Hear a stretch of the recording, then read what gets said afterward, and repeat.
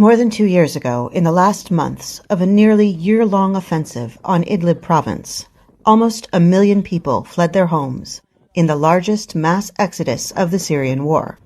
Former rebel fighter Salim al-Anjouki was among the displaced after his city was taken by Syrian government forces.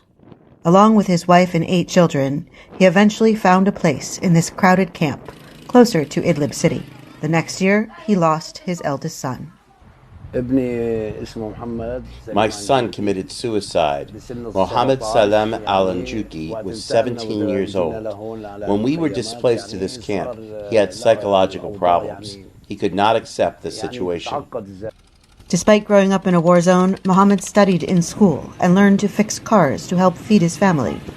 In the camp, he had to drop out of school, and work was scarce. His father says he felt he had no future. Doctors say suicide among youth in Idlib is becoming increasingly common.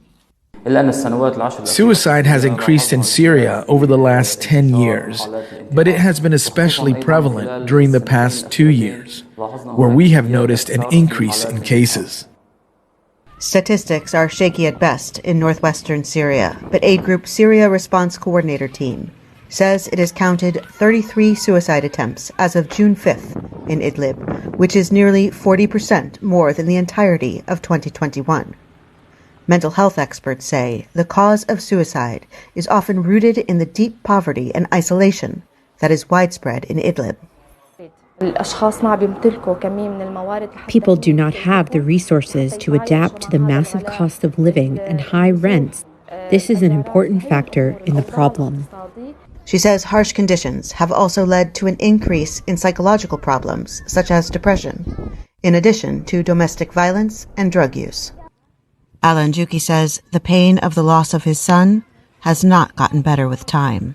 My younger son says he imagines playing with his brother and hearing him say, "Where are you hiding?" My wife holds his clothes and cries for him, while I, even now, can't accept that he died. He says conditions have not gotten easier since Mohammed died. Idlib is now considered the last rebel stronghold and is sporadically attacked as it continues to sink deeper into abject poverty. For Mouneb Taim in Idlib, Syria, Heather Murdock, VOA News.